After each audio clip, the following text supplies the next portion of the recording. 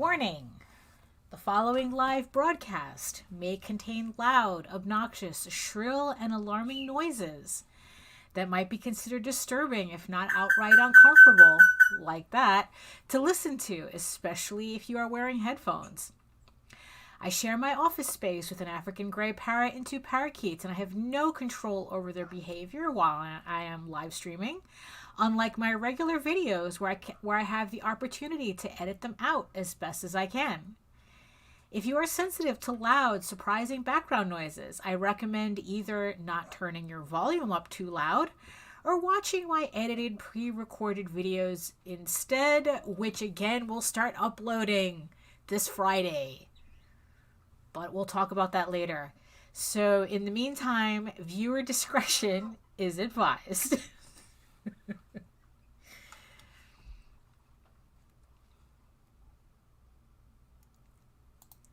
And, okay, there we go. All right, there we go. Hello, everybody. Wow, my lighting is crap today. And I just spent like a good couple of hours trying to set this up. You know, always trying to do something to improve how everything looks. And the second I go live, it goes completely foobar. So whatever, just ignore it. So, okay, let's do the usual starting a stream like we've never done this before type of thing. Let me just check the usual places to make sure everything is loaded correctly. Let's see. Oh, okay, hold on. I've got to, right? Yeah, you see, this is what I'm talking about. Okay, there we go. So Facebook seems okay. We seem to be good on the tubes. So okay. Oh. Well, hello, Jack from Ireland. Thank you. Oh, the lighting. Okay. Well, thank you. As long as it looks good on your end, we're okay. But thank you and welcome. So yeah, okay. So I guess everything seems to be okay. Obviously, the fact that you answered me means that my sound is okay. So everything's okay.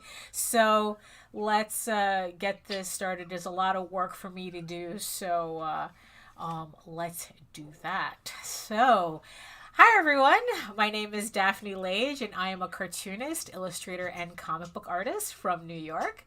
I have been self-publishing comics since 1992, and as you can hear in the background, that's the reason why I have the disclaimer, because he's right over here, and the second I start talking on a live stream, he wakes up. He was sleeping this entire time I was setting up, so, you know, so there. So, like I said, I've been self-publishing comics since 1992, and I am known for the funny animal fantasy adventure Tall Tales, right here. And currently, my medieval fantasy soap opera, right here too. Oh, there we go.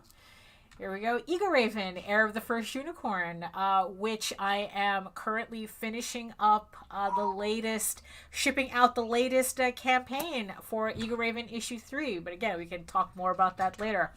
So you can read both my comics online at Tall Tales, TAILS online, or egoworks.com, EGOWORKS, where you can find links to both EGORAVEN and Tall Tales from there. It's a one-stop shop. And if you're watching this on Facebook and Twitter or Twitter, you can see all my videos on how I make my comics on YouTube at Daphne Lage Art.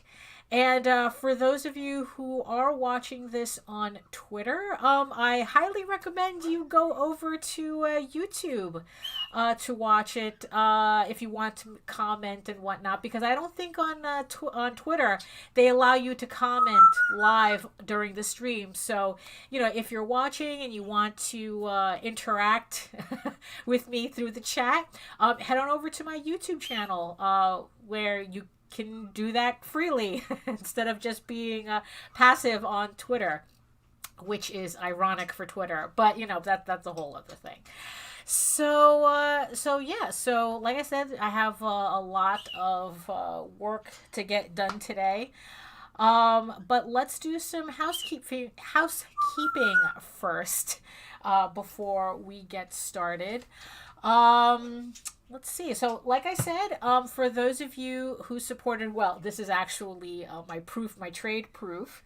So for those of you who supported Eagle Raven issue 3 on Kickstarter, you should be receiving your packages by now. I just checked my stamps.com records, and a lot of you are getting your packages. So thank you for all your support, and feel free to tag me on social media if you do get the packages, and you know, just to show me that you got them. You know, I always enjoy a little proof of life when it comes to shipping out my Kickstarters. I'm always concerned about, you know, packages getting lost or whatnot. So I know that you're getting them, and right now I'm on the last batch of sketch covers for everybody who's waiting on those. If you ordered sketch covers from the campaign, I'm working on those, and hopefully I will be getting them out before the end of the month, so everybody can have all their books by the first week of December, hopefully before then. So that's how close I am to finishing fulfilling this campaign, which I have to admit that I think it might be the fastest fulfillment I have done in the 3 campaigns I have done so far. So thank you. Like I said, thank you again for everybody who supported the campaigns. And if you missed it, don't worry. That there's always more. So just so you know, so Eagle Raven aired the first Unicorn issue 4. So this is going to be the campaign for issues 1, 2, 3, and 4, and the prequel. So in case anybody missed the previous campaigns, you'll be able to catch up on this campaign. So this campaign is going to launch on March 14th, 2022. Look at that. We're already thinking about next year. So you can head on over to eagleworks.com, and you can sign up for my newsletter, where not only will you get free PDFs of Tall Tales to try out, but you'll be updated about monthly about our me and JD's campaigns coming up, because we always have campaigns running. So yeah, so save the date, March 14th, 2022 for Eagle Raven issues 1 through 4. Also, speaking of JD, let's give him a round of applause for finishing his campaign for the OSWALD Chronicles Volume 1 that just finished its run on Kickstarter. So yeah, and what the thing is that what was really good about that was that he made a little over $3,000 on the campaign. It got a little hairy there at the end, but everyone rallied to support it. So thank you very much for that. And I just have to finish putting together all the files for all the books, and finish the illustrations that have to go into the chapbook that goes with this. So that we should be getting that out to the printers soon. And hopefully by the end of December, everyone should be receiving those books. And yeah, for everyone who's used to hearing about campaigns, taking a year or 2 years or 6 months or whatever to fulfill, we don't play that here. So if you're seeing us for the first time and you're seeing our campaigns for the first time, be assured that aside from the files that I still have to tweak and put together, everything is pretty much done. And and it's like, the files should be going out soon. And by December, it's like, we don't play that game with making everybody wait a year for a book that they pledged for. So yeah, so you will be getting your books, the Oswald books, hopefully by the end of December. So yeah, so that's pretty good. Also, one more announcement for those of you who love to listen to me ramble online and talking about my comics. I will be on CromCon 19. On CromCon 19 on November 28th at 4 p.m. Eastern with Pops Van Zant. So yeah, so if you like, it's like if you like some really quick back and forth banter about comics and making comics and all that fun stuff, be sure to check me out. There's going to be a whole bunch of other really cool interviews on CromCon as well. He has a phenomenal lineup of all these artists and creators and their projects. So yeah, so I will be on on there Sunday the 28th at 4 p.m. And just so you know, if you have a comic that you're putting together a campaign for, whether on Kickstarter or Indiegogo, check out the CromCons. Well, check out the official Facebook page of the Madness at Facebook at goodness, facebook.com groups Crom Madness, as you can see on the screen there. So yeah, it's like Pops has been always helpful in helping me promote my books and my campaigns and stuff. So he can do that for you too. So so yeah, so join us all there on the Madness, and and share your stuff, and he's more than happy to I don't know if you want to contact him and see if you can get on the next CromCon. He runs these online conventions every month. So so check it out and try. It's like contact him and see if you can be on too. So we can all talk about our projects. So speaking also of people who have been instrumental in helping me promote our books and Oswald and Eagle Raven and Tall Tales, I'd like to give a little shout out to my friends Meredith and Nita, who have been also really instrumental in making all of this function. So let's give them a little bump here, and we'll just continue. So here you go.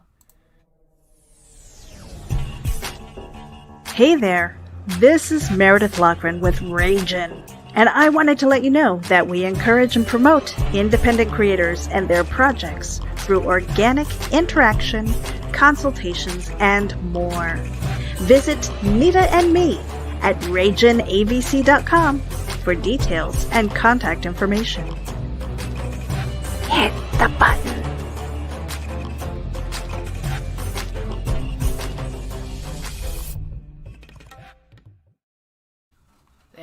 So yeah, so if you need a team to help you promote your books or whatever, and not only just comics and crowdfunders, they help any independent creator out there, whether you're a musician, an author, whatever you're doing. If you're independent, they might be able to help you, help promote your stuff. So give them, you can contact them on Facebook, especially for that as well. So what else is going on? So yeah, so a little let me do a little segue here, because I had some stuff come in through the mail, and finally, that I've been waiting for, kind of, and thought I'd do a little something here, a little something different, just to mix things up a bit before I have to. I've been like working all day, so I figure like this would be my opportunity to have a little break before I have to start working on more inking. So let's do that. So as you can see here, this is what I literally ordered this thing at the beginning of lockdown of last year. This was I think we all did a little bit of 2 a.m. shopping online.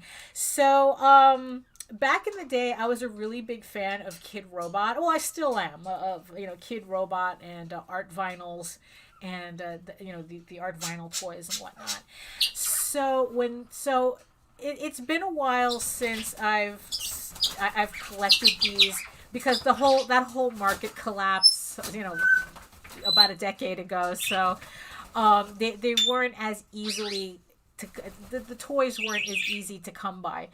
But luckily, I think if I understood correctly, it was like one of the founders of Kid Robot went off to do their own company called Super Plastic. And I started collecting stuff from them as well. You can see behind me, that's also another Super Plastic figure. And also on the shelves here, I have like little Super Plastic figures. So this is the one. So I just finally got this one from that I ordered last year, because I guess it was stuck. It was literally stuck on a ship somewhere out there. So someone hit a bell. Oh, interesting.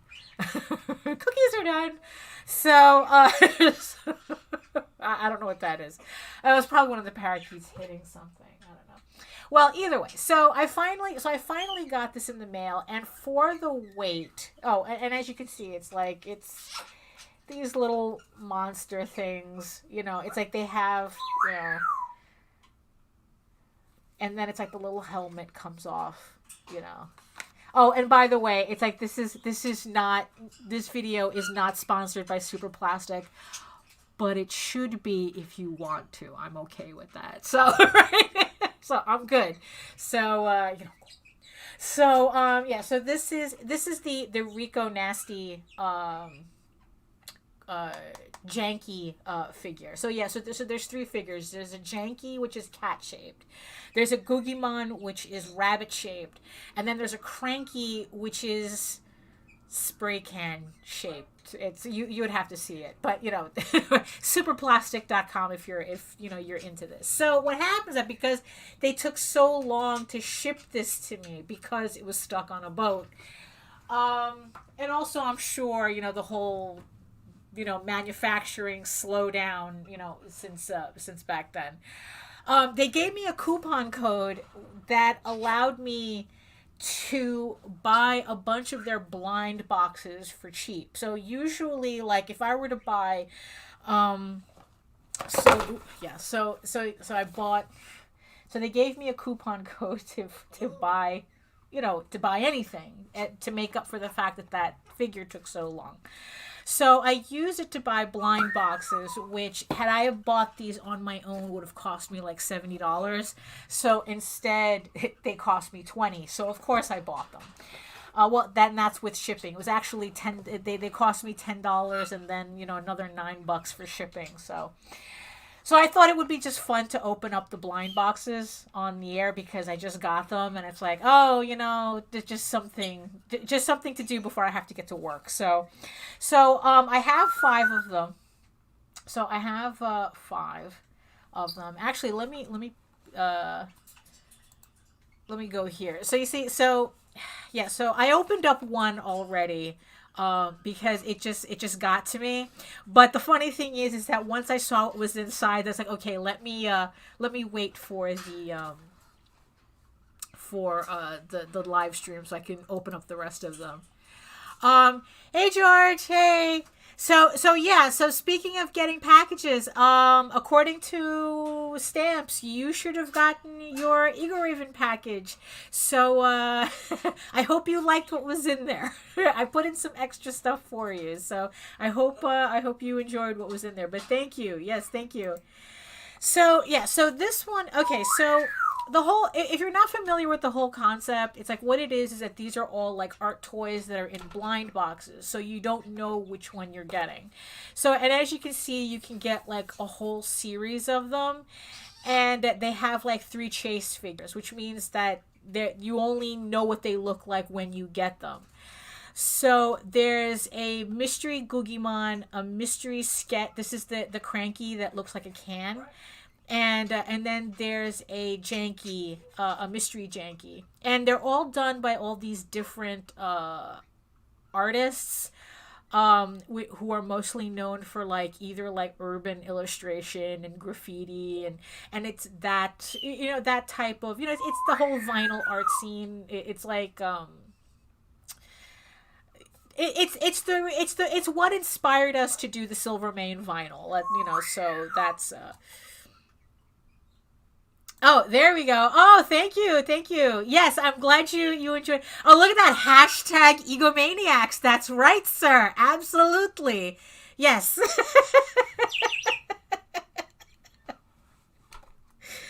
So I already have a couple. I already have a couple of these already. So I have this one, this Googimon. I have the Anakatish or Anakatish one, and let's see. Oh, and honestly, I have the Chase. Let's see who did that. It's the Andrea Kang Chaser. So, like I said, I opened this one because I couldn't help myself, and this is and unfortunately this is the risk that you take getting blind boxes, is that, at least I get a sticker, is that you risk getting duplicates. And the first, and not all, and I had to laugh when I got this. So this is the one that I got. This is the Andrea Kang. This is the Chaser. So this is the mystery figure. So right out the bat, not only did I get a duplicate, I got a duplicate of a Chaser. So that's when I decided that I was going to that I was just going to open the rest of these online before I started working. So this is what it looks like. So, oh, look at that! I didn't notice she had a little backpack on too. So yeah, so this is pretty much what the figures look like. They're the same shape, but a different artistic interpretation on the shape. So okay, so that's the one. That's one. Now honestly, the one that I'm really hoping for is the Huck G, who looks like a little old-timey barber guy. So I'm hoping he's in one of those boxes, because I'm hoping I don't have duplicates of everything. So I know you didn't come here to see like friggin' like unboxings, like friggin' art toy unboxings. Like, you probably don't even know who these artists are or anything, but it's okay. It's like we'll just get through this, just so I can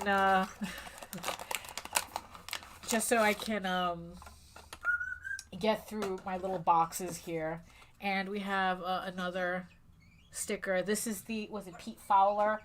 I know Pete Fowler. I gave JD a set of Pete Fowler figures purely for the name alone. It was his Monsterism Island figures.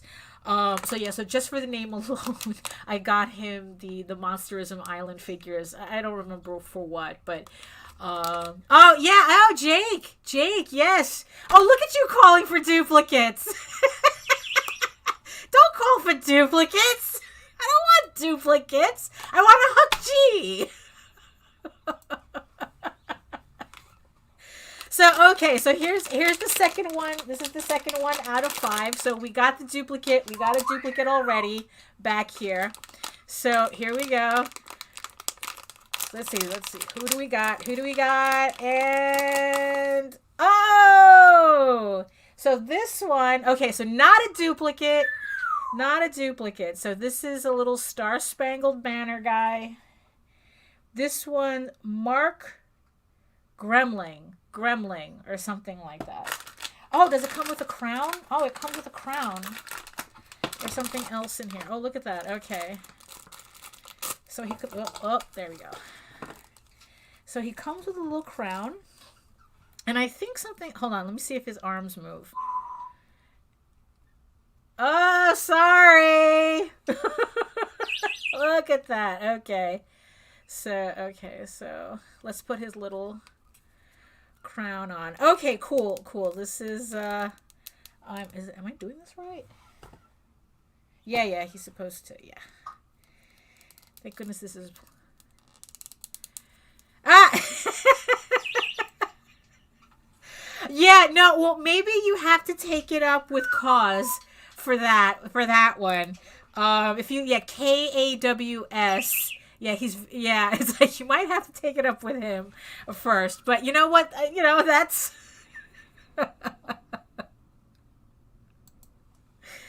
and yes, so in case, everyone watching doesn't know, Jake Twister has a webcomic called Bone Meal.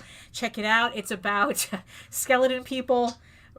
So, but it's it's a slice of life with skeleton people. So check that out. I'm sure if YouTube will allow you to put a link in the chat, go right ahead. If not, you can just DM me the link on Facebook and I'll post it up for you. So everybody can check that out. Hey Meredith, how you doing? Hey, so yes, so Meredith is one half of Ragin AVCs. So as with the bump that I showed at the beginning, you can DM them through Little Bastard Promos to talk to them about helping you promote your project. So, okay, so here we go. So we have this guy here, which I'm very happy with because he's not a duplicate. Oh, okay. Is that what it is? Okay, Mod says we can post links for you. Oh, okay. Okay, yeah, so I'm probably going to have to sort that out. Yeah, I'm probably going to have to sort that out so I can kind of be a little bit more professional in my YouTubing. So, okay, so here's the next box. Okay. Oh yeah, and that's the thing too that that I've been doing. Oh, and that's the sticker that comes. Yeah, a lot of these duplicate stickers. Is that I've been trying to build up my watch hours because yes, I have gone back. I have just finished editing a video that's going to upload on Friday. So yeah, it's going to be my first edited video in about like a little over a year. So keep an eye out for that. I will be doing a premiere on it. So it's like if you catch the video at 4 p.m. Eastern, I will be in the chat for anybody who wants to talk, do a live commentary on the video. So yeah, so let's see. Who do we have here?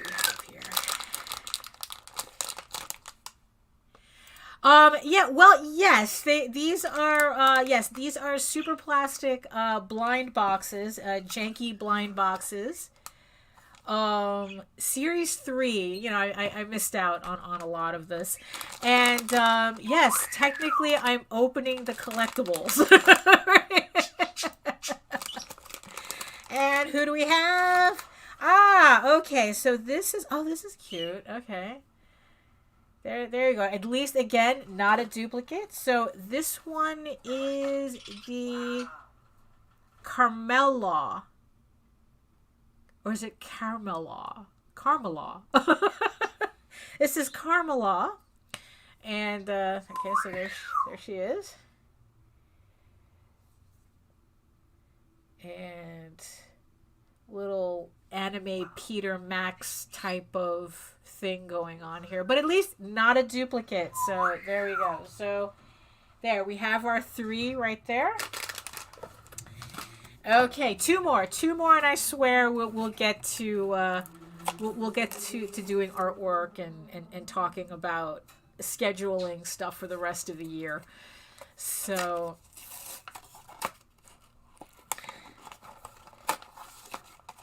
okay, so there we go. Okay, I'm still hunting for that Hook G. So let's see. Yes, definitely. That's exactly what that one's doing, is puking rainbows. Okay. And okay, this one. Oh, look at that. There's Pete Fowler. At least I know that one by memory. So this is a Pete Fowler. And what is it? Oh, he has his little glasses and his little hat. Like I said, it's like I bought figures from him only because of the name, called Monsterism Island. So yeah, so there he is. And I'm going to put this to the side just so I can open up all his little accoutrements. Oh, look. Oh, okay. I was like, wait, are these parts of the glasses? No, these are his rings. So I don't want to lose anything. Okay, so let's see. So, okay, so we got his little hat on.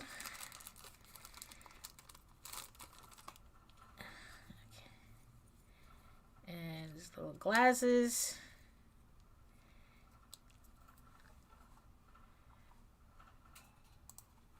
Right, the best kind of plastic. Yeah, you know, it's like, I mean, I enjoy these things. You know, I don't know, they're just odd. You know, I mean, it's like, I like Kid Robot. Let's see, what does this say? Not what? What are you not? Not now. Not okay. So the rings. Okay. So the rings actually say not now. So there we go. Yeah, it's like yeah, because I think like Kid Robot used to have a physical store in Manhattan, like, but they shut down years ago. I think not even. I don't think they survived. I think it was because of I'm not sure if it was because of the rents, because it is Manhattan after all, or was it because of COVID? I would have to look it up to see as to what. I think it was because of the rents. You know, it's like, look, when designer places can't stay open because they can't afford rent in Manhattan, you know something's up. I mean, you know it's bad. So, let's see. Okay, let's get. There we go. Okay, there we go. So there's our little Pete Fowler monster. There we go. So that's what he looks like with his not now rings. Yeah, he really is, isn't he? I mean, technically, I mean, you know, you know, it's the hair.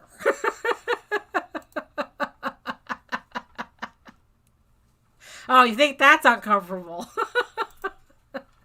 So there we go. So there is the Pete Fowler monster. So we're gonna put him to the side now. Okay, there we go. So we got the crew building up here, and we got one more. So let's see. Am I gonna get a Huck G in this one, or am I gonna get a duplicate? Oh, did something fall out? Okay, so that's the sticker that comes with it. I think that was just, what was that? Let's see. Oh, it was just a piece of the cardboard. Okay. All right, the last one. We already got a chaser, so I'm not expecting another chaser. So here we go. And the winner is... Oh! I got everybody. Well, at least I almost got the whole set. So this is a Scott Tolson,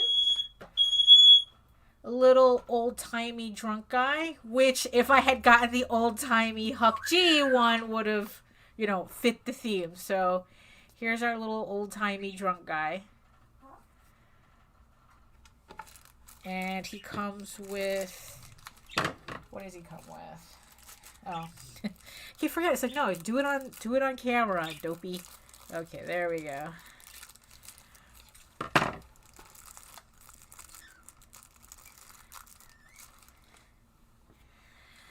Okay, so he comes with, let's see, this little bottle goes in this hand.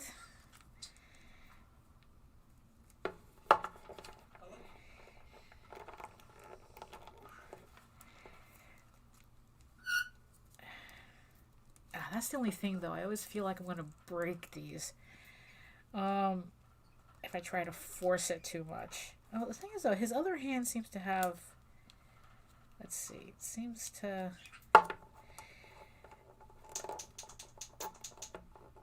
Oh, his arm came off. Okay, hold on. Maybe this will make it easier.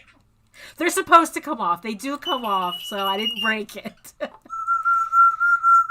Okay, I'm gonna have to fight with this later because, yeah, he's not taking the bottle.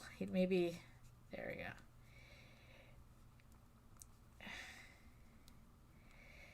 Oh, for goodness sake! It's like you slid right out. Okay, there we go. All right, so at least his little hat should go on. His little hat. Okay. There we go. There we go. So I just have to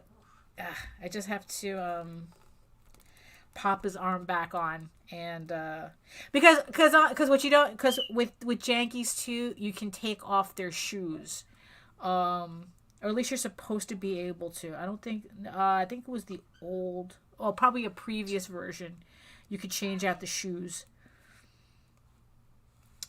Okay, I'm gonna have to take okay, there we go. Okay, his arm's back. Jesus. Okay, so here's his little bottle. So he's supposed to be holding his little bottle. So we're just gonna put him over here until I can figure out how to put his bottle. So there we go. So that is my adventures in blind boxing. Not bad for $10, I might add.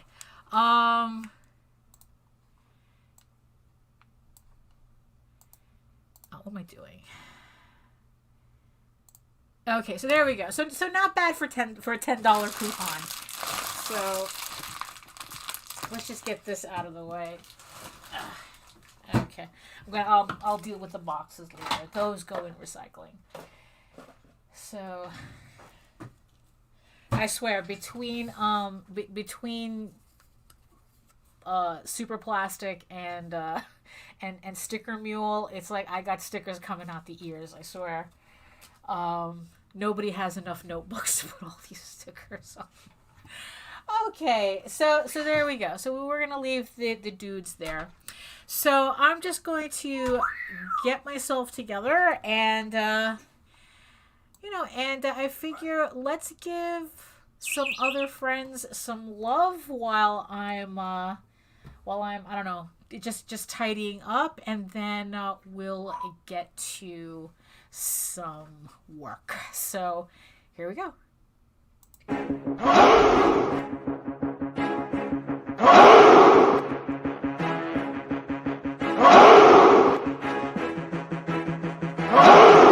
We are the only show for independents all around, giving you a platform to spread your word all over town. Cast the Craze is the place to promote to your fans with the Dreamer, Medina, and Sam the Crazy Man. Subscribe to our show and never miss an episode. It's time to get your mans, listen to us on the go. Updated every week, we never miss a day. Join the squad, come on in. It's time to catch the craze. If you are an independent, catch the craze. Making moves on your own, catch the craze. On your grind in the streets, catch the craze. Join the movement, catch the craze.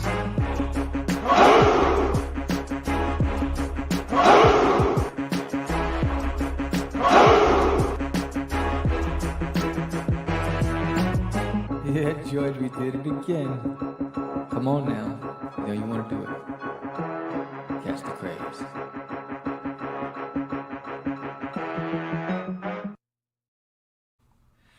There we go. So yeah, so if you have a project that's that you want to promote, again, just like Meredith and Nita, you don't have to be strictly comic book related, but look at that. It's like, hold on. I get distracted very easily because I just broken nail tearing up those boxes. So, okay, so where was I? Oh, yes, Sam and George. So if you have a project coming up that you would like to promote, doesn't have to be comic related, musician, author, game designer, you know, whatever it is you want to promote, Sam and George, if you're an independent, those are the guys to go to. And, you know, get on their show, Catch the Craze. That's with a DA. And not only will they help, they'll help promote you also, but you get to be on their show, which is an awesome show and one of my favorites. So you can find them on Facebook as well there. So,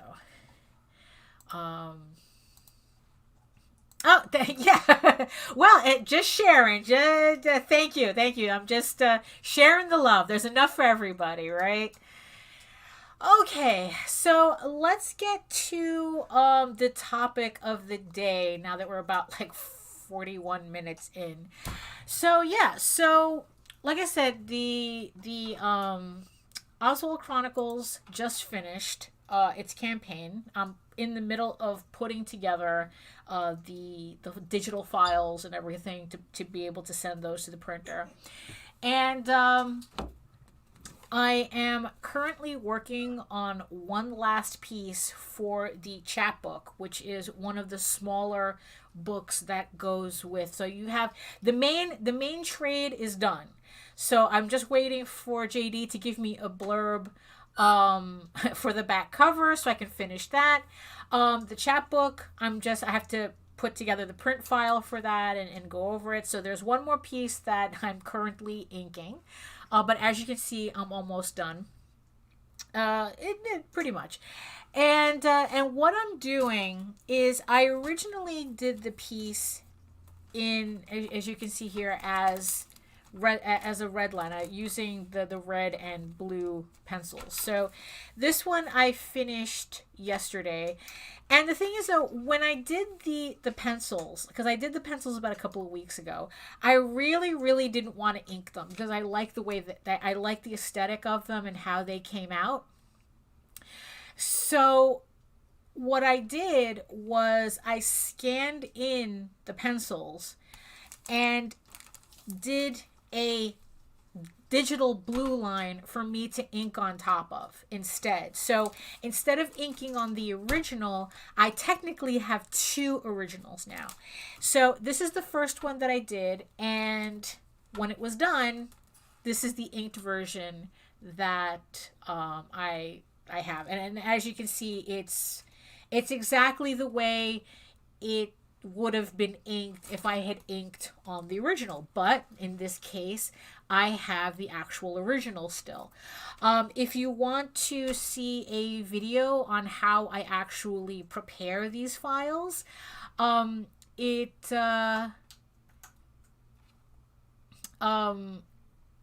can oh yeah, I have I'm sorry, again, it's like, you know, a lot going on my screen here.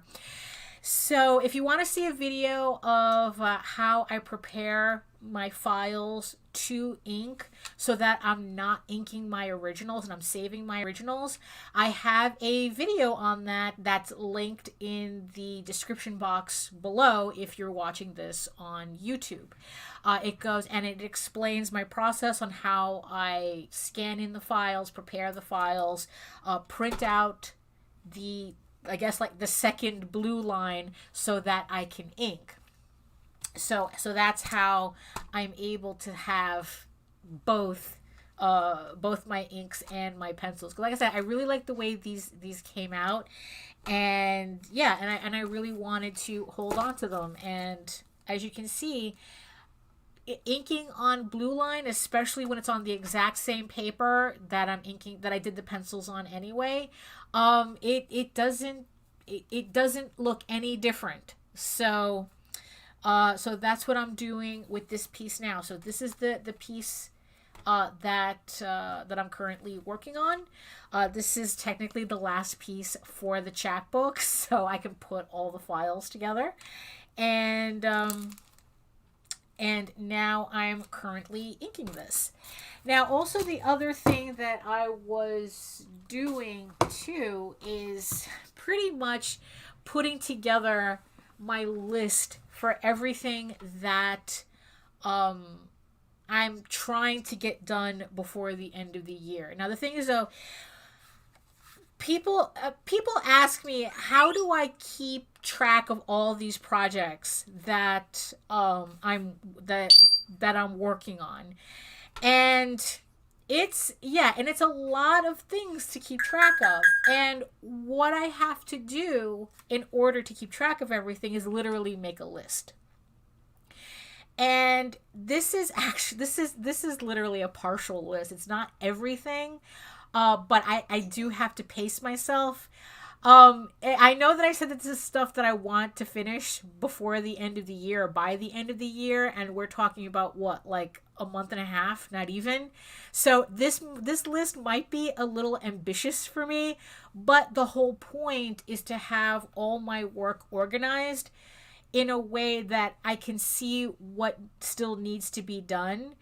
And also there's something very satisfying with marking off the things that are getting done.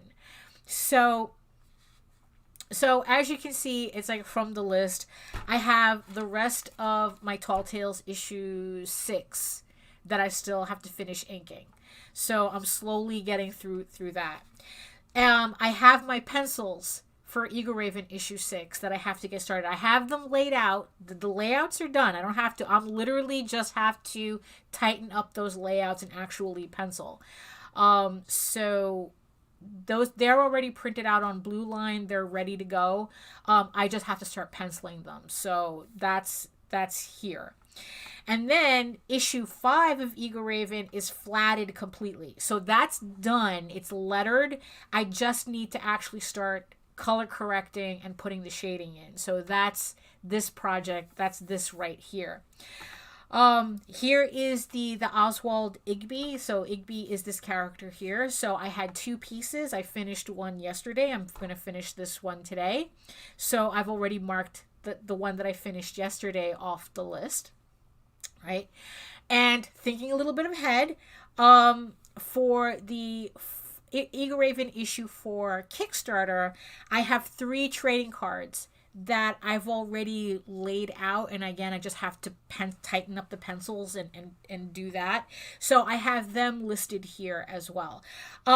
This is kind of like that extra the extra stuff that I can move into next year. So I'm not completely committed to this line, but it's on the list anyway to just remind me that this is what this also needs to get done. And then I have the videos that are coming up. So you get a sneak peek here of the videos that I'm going to be working on in the next couple of weeks and getting them up. So I've already done the one video which is going to premiere on Friday. So this is it's a video that I had to take down because it got a fake copyright claim on the music. So it gave me an opportunity to re-edit it, put in a new intro, outro. I tell the story about my little copyright saga, and you get to see a time lapse of me drawing, me inking of some fan art, Guardians of the Galaxy fan art. So that's going to be that's going to be premiering 4:00 on Friday. That's 4:00 Eastern. So you can join me there in the chat for that one. So the next video that I'm looking to do, that I have on the schedule, I have a script out, I just have to film it, is my 1,000 subscriber giveaway. So I'm actually like 80 subscribers away from 1,000 subscribers. Which is a milestone for this channel. It's a milestone for any channel. I'm just really happy that it's just 80. just 80. So I guess so now it's kind of like time for me to really get back into working on the channel and building it up and whatnot, and bringing videos back. I actually kind of missed it. I haven't done it in a year and a half. The live streams are great, but there's something about like doing the 10-minute videos and getting information out in kind of like more bite-sized, like directly, instead of having to kind of like dig through a live stream for stuff. So so that's the next video, is the 1,000 subscriber giveaway. So we get to see what I'm going to be giving away and running a raffle for reaching 1,000 subscribers. And then I have the footage already. I just have to do the intro and outro and a narration for an inking video. It's how I actually it's, you guys see me do this all the time, inking with my rapidiographs. We're going to be doing this, we're going to be doing this again today. Oh, is the date for the minute? Okay, so the only date that I have committed to right now is EGORAVEN issue 4, which is March, that's going to come out on March 14th, 2022. I have a tentative release for the trade paperback in July, and I have a tentative release for issue 5 in either October or November. So it depends, because I also have 2 more Tall Tales trade paperbacks to fit in there. So the only date that I have for certain is EGORAVEN issues 1 through 4, March 14th, 2023. Be there. Yeah. And so yes, so I'm going, so then also, so I'm going to be doing an inking video about how I use my rapidiographs to ink my stuff. And then the most highly anticipated, currently the most highly anticipated videos that I'm also currently scripting and putting out is the 5 things I learned from Kickstarter, from my own Kickstarters, because I've done 3 Kickstarters this year. So yeah, there was a lot of learning. There was definitely a learning curve for me for these 3 Kickstarters. So I'm going to do 5 things I learned. Ooh, sorry about that. 5 things, that I learned from Kickstarter. And then there's going to be a second video of 5 things I learned from other people's Kickstarters. Because sometimes you don't have to make the mistakes to know their mistakes. So, so those are the 2 videos. So these are the videos that are coming up. And a couple of other videos that I'm also looking to do is finally doing my brush marker battle, video series, where it's like I have the Prismacolor brush markers, I have Copic brush markers, and I have the Artist Loft, that's the Michaels brand brush markers, and how and doing a comparison, like doing an individual reviews for each, and then doing a comparison of all of them. So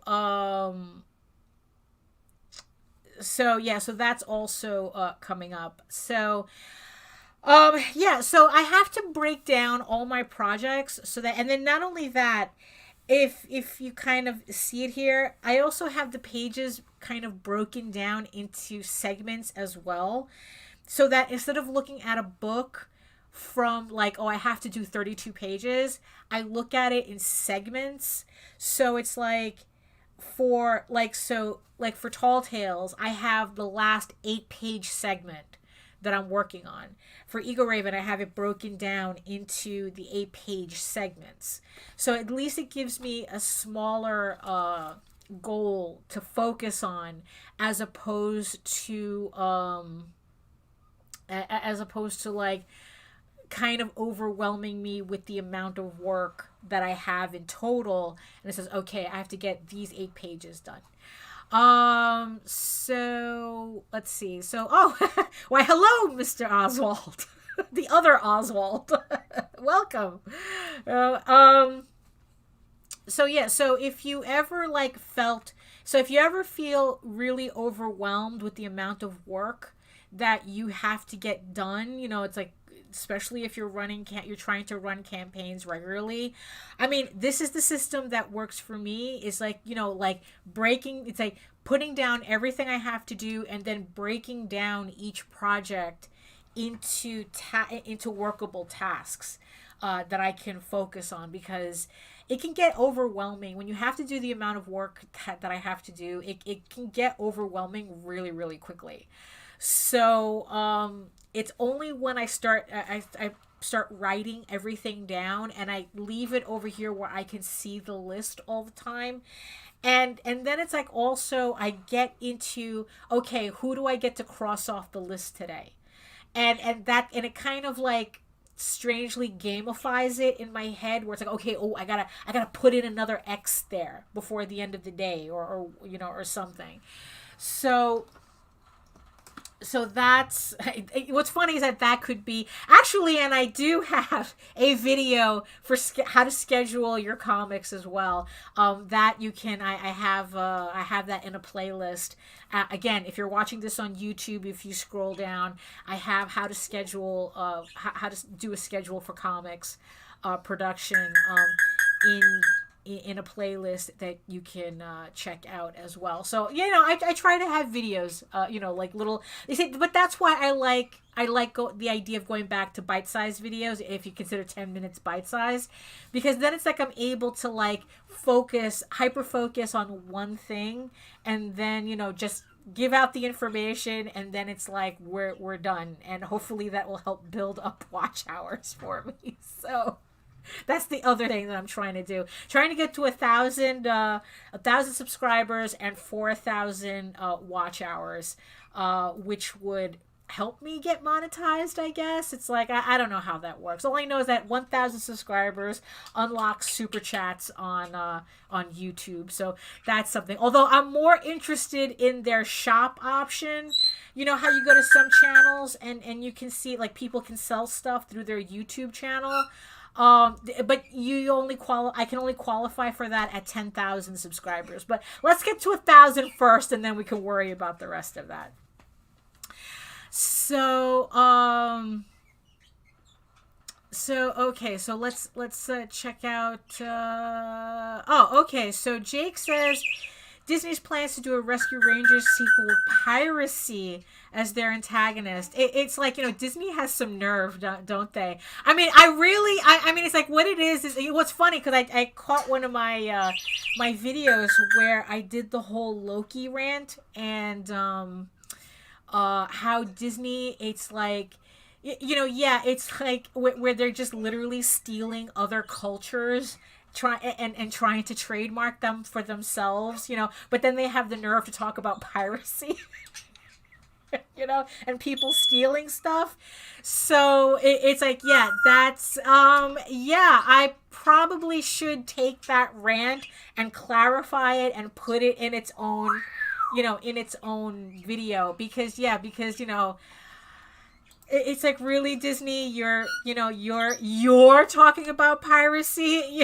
It's like, I mean, really, you're talking about that stuff. Also, the it's like, right, I mean, this whole media obsession with mining nostalgia, it is really tiresome. I mean, it's like, I was just, I don't know, reading something. It's like, it was something on Twitter where it's like, someone had commented on the fact that, we really should celebrate our ability to outgrow children's media. And the thing is, though, is like, they're not talking about outgrowing animation, because being an animation fan, you can be that at any age, but it's people who can't do anything else but watch media literally made for children. You know, the people who freaked out over Steven Universe, who freaked out over Voltron, who freaked out over She-Ra. It's like, you're grown-ass adults. Why is this an issue for you? You know, why are you getting uptight over cartoons for babies? Okay, the She-Ra, the Voltron, you know, the Dungeons and Dragons cartoon, it's like, those were my jams 30-something years ago. I'll let you guys do the math. It's like, those were my things 30 years ago. They're not my thing now. It's like, in fact, I tried watching the Dungeons and Dragons cartoon recently, and it's impossible. I cannot do it. You know, the new She-Ra cartoon, I can't watch. I can't even watch the old She-Ra cartoon. It's like, I just completely am out of that mindset. You know, that's why it's like, when I talk about my own work, I talk about, I talk about how I'm an adult making fantasy comics for other adults. I am not interested in entertaining children. I am not interested in the opinions of children. It's just like, no, you have people, there are people who already do that. It's like, I'm doing something else, you know, and it's like, and I'm not interested in making children's media or even partaking of children's media. I can watch the Witcher cartoon and Violet Evergarden and all this other anime out there all day. I can do that all day. Because like I said, being an animation fan is different. It's a different thing. But things that are made specifically for children, it's like, I have absolutely, like, I remember watching Steven Universe, and it's like, okay, yeah. It's like, yeah, there was that one episode that made me cry, I admit it. But then after that, it's like, I couldn't get into it anymore. It was just like, okay, I had enough. That's pretty much, you know, I think it's like, I only made it past the first season, and then it's like, okay, I'm done. It's like, I don't need to get more into this. You know, I mean, it's like, yeah, it's like, just give me more Witcher cartoons. Just, you know, do that instead. So yeah, which again could have been its own video, which I will do that. Okay. Yeah, let's see. It's like Disney higher ups think animation, right? They don't let, yeah, everything has to be merchandised to children. Like, they don't even consider anything unless they can merchandise the shit out of it, which is fine in and of itself, but the thing that I also recently found out, that the reason why there's this huge trend especially at Disney, to not do 2D animation and to go to 3D animation, and also the reason why they're doing all these live action remakes, is because CGI animation is the only section of the animation industry that's not unionized. And it's like, oh, bless my heart. That's exactly what Walt Disney himself would have done. So that's the reason why they've done that. That they're not going back to 2D anymore, because that's unionized labor. But CGI isn't. You know, it's like the 3D animation isn't. So yeah, that again, that's a whole other that's a whole other thing. Let's see. It's funny, in the 90s used to call Disney the evil empire.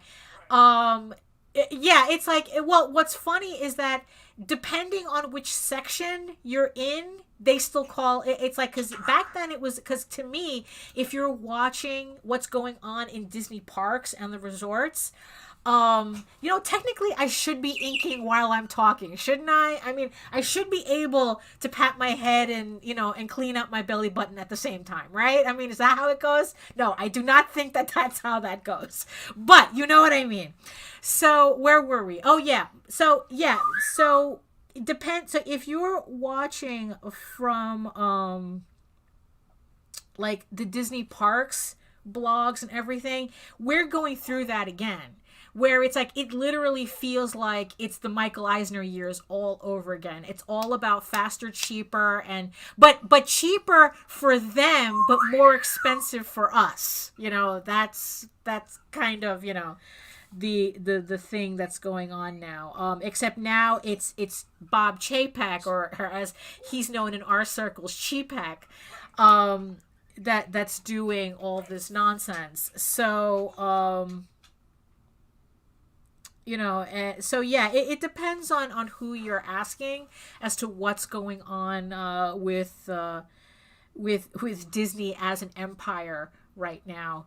All I know is that it is absolutely not healthy for one company to be owning literally 70% of the Hollywood IPs, and controlling the ownership of that much media. I mean, it's like if you can't understand like what that means. I mean, it's like literally it's like movies are being removed and disappeared because it's not part of the Disney brand anymore, or it's like, well, you bought it, but it's like, so yeah, but that's a whole that's a whole other conversation too.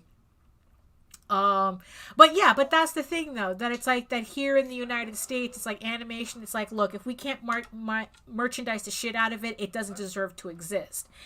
And what happens is that there's well, if you're on the cesspool that is Twitter, I know I promised somebody I wouldn't keep talking shit about Twitter, but I can't help it because Twitter is a cesspool. There are people who are just so used to that they've gotten so used to the idea of artwork being completely commodified that they don't understand anything that can't fit into a little marketing box. The whole like, who's the audience for this? And it's like, me, I'm the audience for this. That's why I made it. It's like, that's kind of like the attitude that I have. It's like, it's like, the whole conversation about like, oh, does it validate artwork? Does it validate our work if Netflix comes in and offers us a deal, or if Disney? And it's like, it's funny. It's like, it's one of those things where it's kind of like, wow, that would be cool, and holy shit, that's a nightmare scenario at the same time. It really, it's like, because it's like, if either Disney or Netflix or something is gonna come is seeing interest in your work, I'd be really, really concerned, to tell you the truth. I'd be really concerned, because I don't know, it's just, how do you take something that you're making that's personal to you and turn it into something that's supposed to appeal to the mass general populace? It's like, how do you do that? I mean, it's like, yeah, you bring up the Skeksis, right? Like I'm still super uptight that they canceled the Dark Crystal, Age of Resistance. And I think that was part of the problem. It was something so really personal. Even though it's the Henson Company, like, you can tell people were really, really, like, you would have thought that, like, if they didn't get it right, Henson's ghost was going to come out of the ether and strangle everybody in their sleep. I mean, that's how it felt like. They made it with such love for the source material and the person who created it. And Netflix was like going, we didn't get enough subscribers. Fuck this shit. And it's like that was it. And that's the end of it. So it's like, it's like, how do you take something? Yeah, it's like, so how do you take something that's the difference between us, between the idea of creating art and creating content. It's like, the Henson Studios they were creating art when they were doing, the Dark Crystal, Age of Resistance. But Netflix only saw content. You know, so like this is the funny thing. Like this live stream itself, the videos that I'm making, you know, the edited videos, that's content for the YouTube channel. But the stuff that I do in those videos is art.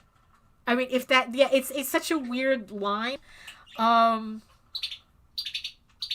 know, and here's the thing too. It's like, even if Disney or Netflix, like, for some reason, it's like, look, you know, I have 15 issues of Eagle Raven. I have all these other, you know, I have 2 more stories to come after this. I just finished the outline for the story that's a direct sequel to Eagle Raven. And I could spend the rest of my life just doing Eagle Raven and never hear a peep from Disney or Netflix. And I would be completely fine with it. Why? Because I'm getting the story done, or I got the story done by that point. And it's like, you know, the fact that I got the story out is what matters to me. You know, it's like that I told my story. Like, that's what matters. The fact that there's probably a very, very, very good chance that I will never be contacted by any of these companies doesn't negate the work that I did. Doesn't negate the work that I do. A big company, a big publisher not having interest in my work doesn't negate the work that I'm doing. It's, you know, it's like, it's just a different thing. You know, it's like, but the thing is, though, also, is that Netflix and Disney wanting my work, conversely, doesn't validate it either. Because it just means that they see content. That all they're seeing is content that they might be able to make money, to profit off of. They're not seeing, you know, they're not seeing my passion. They're not seeing the work that I put in. They're just seeing, can we market the shit out of this? Can we sell toys? Is this something that we can, you know, profit on? That it's like, you know, we can give her, you know, 1.2 million while we're making 7. You know, I mean, it's like, or something, you know, it's like, you know, well, we're making 10. You know, it's like, you know, or maybe even worse, we can give her 500,000 and we can make 10 million on it, you know, or something like that. It's like, which is probably more the reality, depending on the type of project they're sniffing out. So that's, you know, so yeah, so just because a company is interested doesn't mean it's validated, you know, and it's because here's the thing. If a company thinks they can make money off of your artwork, it's because you should be making that money, not the company. I was talking to, I like to call him a friend, but, you know, we know each other, you know, I don't want to say tangentially because we have met in person, but it's not like a hanging out type of friend thing, but we talk a lot online. So I was talking to my friend, Kevin John, you know, master Disney artist Kevin John. I mean, it's like this guy, he works for Lucas, he works for Disney. He's one, I think, of only 12 people who can use the phrase master Disney artist before his name, like a royal title. You know, it's like Lord Master Disney Artist Kevin John. Well, so I was talking to him about this, and you know, it's like, well, how did you get attention from Disney? And I asked him that. It's like, how did you get that attention? And he goes, well, it's like, what it is that you have to show Disney that you can make money for them. And the only way to show Disney you can make money for them is by making your own money off of your own stuff.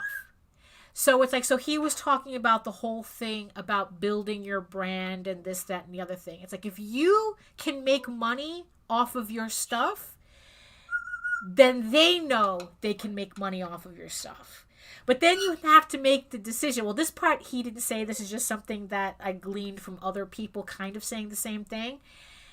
Is that, but you have to decide whether you want to share that with a multimedia company, with a multi-billion-dollar conglomerate who will by nature be making significantly more money than you will be on what they're on your own stuff. So it's yeah, it's like media companies are third worst, only trumped by the gaming industry and stock brokering. I mean, it's like they just consume these things. They just consume ideas. They consume people. They're very destructive to the creative process. And then it's like, unfortunately, when an artist sells their ideas thinking that they'll get wider views, they lose all too often the right to use that. Right, and that's also another thing too. That's also another thing. How it's like, I was just reading how the some producers were kind of like just telling a story, a matter of factly, how Robert Jordan's widow was going to get back the rights to the Wheel of Time, but they had bought the rights to it. But they weren't doing anything with it. I mean, they bought the rights when Robert Jordan was still alive, and they didn't do it. They just sat on it, which is also pretty common too, that companies do. So beware of that. You know, yeah, Netflix or Disney wants to buy the rights to your stuff to bury it, because they'll do that too, to keep from other people from getting to it first. But they're not interested in doing anything. So that's a whole other thing too you have to consider. So they were talking about how, so they didn't do anything with these rights. Even Robert Jordan was pissed off at them, and then he passed, and then his wife, took over the copyright and whatnot and the trademark, but the license, but they still weren't doing anything with it. But it was about to expire because these deals expired. So these producers realized, they learned that if they did a television show based on the work, that the rights revert to them in perpetuity, because it's a TV show, not a movie. I guess like a movie is considered a one-time deal, but a TV show, because it can go into syndication and blah blah blah, so now it's like, oh, okay, so this widow is about to get back her husband's rights to his creative work. So what they did was that they rushed out a pilot. I mean, they said that, I read that this thing was like shot in record days. It was like literally like, days. That's how much they gave a shit. It was just enough to say that it was a pilot for a TV show. And they aired it once on some, I don't know, one of the myriad of Fox, channels or whatnot. And they retained the rights just by doing that. It was, it's like, that's all it took. And it's, and it's like, really? It's like you guys couldn't do anything right with it, but you could do all the wrong things with it. I mean, so yeah, just because a studio is looking your way, doesn't mean necessarily that it's a good thing. Like I said, it's like, and they didn't need a studio. Like there was also a thing that just came up where it's like, oh, we're finally going to get the Avatar: The Last Airbender live action movie we deserve. And it's like, bitches, you're in your 30s, okay? It's like, it's like, this thing came out, like this was also another show I couldn't get into. It's just like, it's very hard for me to get into those a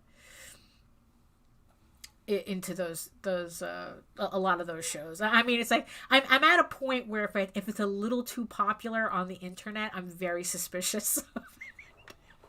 That's why it took me about 2 years to finally watch The Witcher. And honestly, to be I'm kind of being hyperbolic and not really. It's watching The Witcher really changed my life. I mean, it really creatively gave me permission to do things in fantasy that's what allowed me to actually finish writing Ego Raven. It's that's a whole story in and of itself, but yeah, so it's like, yeah, it's so yeah.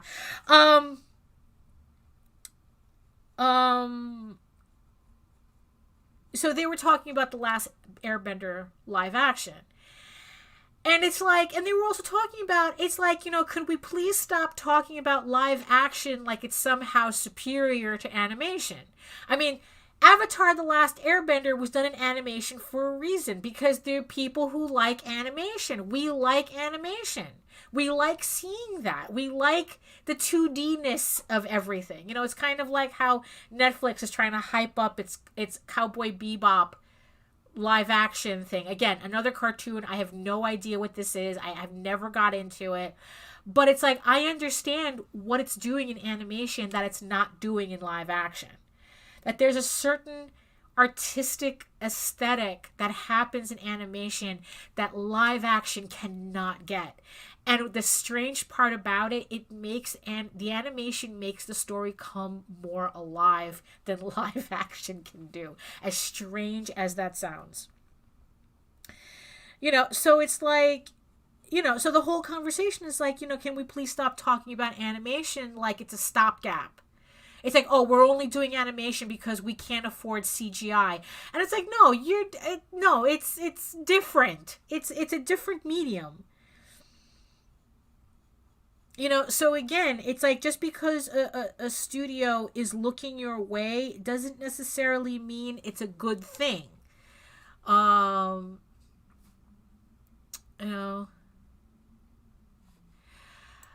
it's like, yeah, well, you see, yeah, American attempts at anime often fall flat because they aren't really willing to get that edginess. But then that goes back to the whole marketing thing, because it's like the attitude here is that it's the marketing that's important, not the story, not the underlying themes, not the, it's just like, can we market this? How do we sell this to children? It's like, will they buy the action figures? It's like, can we get assholes on the internet to make memes out of this? I mean, it's like, that's the problem. Meanwhile, in Europe, in Japan, they're making these things to tell stories. It's just another medium. It's not it's just another way to tell a story. But here, it's like, can you sell product? That's the first thing that everyone thinks of. Can you sell product? Everything else is secondary. Can we sell product? Can we get enough attention to sell product? It all boils down to that. So it's not even, you're not going to get edginess. It's like, you're not, that's not what they're interested in here. Again, the reason why Netflix canceled Dark Crystal, that had all the edgy. I mean, it's like, Jesus Christ. The first episode had me literally imagining gelflings having sex in the hallways. I mean, they didn't show that. In the dialogue, it was very implied in the dialogue. Fucking, gelflings fucking in the hallways. And it's like, really? And it's like, so the edginess is there. The way the Skeksis were downright depraved. I mean, it's like, the edginess was there, but you couldn't market it. Netflix couldn't market it. So that's why it got canceled. Not because it wasn't good, not because it wasn't telling its own story, but because we can't sell product with this. Our product being subscriptions. We're not selling subscriptions. I mean, it's like, it's really funny. It's like, it's, oh, well, yeah, well, it was in my head after the first episode. It's going to be in your head too. Everyone gets to know this. But the thing is though, but what's funny is that, as much as I goof on that line, and mind you, it was, if you weren't paying attention, you would have missed the line of dialogue. So I just happened, it's like, I was just like, are they talking about, it was just like that. And, and it's like, yeah, that's what it is. But it's like, no, everybody wants to get excited over a Last Airbender or whatever live action thing. And it's like, that's meaningless. Absolutely meaningless. It's like, you have the cartoon already. If you enjoyed the cartoon, what's the live action going to do for you? Oh, we have a Joe. Hello, Joe. Welcome. Yeah, you kind of did. We were talking about whether media companies paying attention to independent work validates it, and I say absolutely not. But yeah, like I said, this is why I have to go back to doing, smaller videos, because now you have to dig through an entire live stream to get, But I've been waiting for this. So I have Jake back, which I'm very happy. Now I have my Joe D. McPhee back in the chat. We're back again, like one big happy family.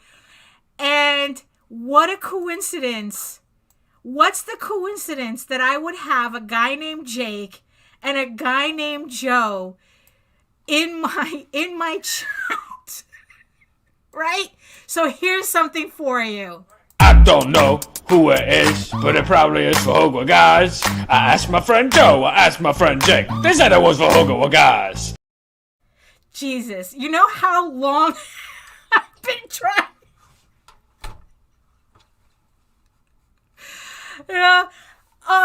Look, it's like, I just had to, once I realized that happened, I had to find that clip. So now it's official. It's official. So I have a Joe and a Jake. My friends, Joe and Jake. So welcome. Oh man. Yeah, so does a large company validate the work a large company validate the work of independent press or independent work? And me personally, I say be very, very suspicious. Very, very suspicious. That's like, does the lion validate the gazelle?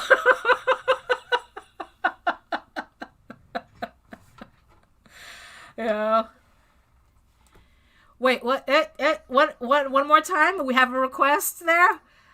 I don't know who it is, but it probably is for Hogwarts guys. I asked my friend Joe, I asked my friend Jake. They said it was for Hogwarts guys. I'm glad you enjoyed it. Thank you. So yeah, so it's kind of like, yeah, does the lion validate the gazelle? So, so that's how I kind of that's kind of my take on it. I mean, it's like, now the thing is though, is like, look, I understand if someone's offering you $1.5 million to do a cartoon of whatever, of whatever your thing is. Yeah, I'd also be hard pressed, very hard pressed to say, oh no, I couldn't take that blood money. Nobody does that, okay?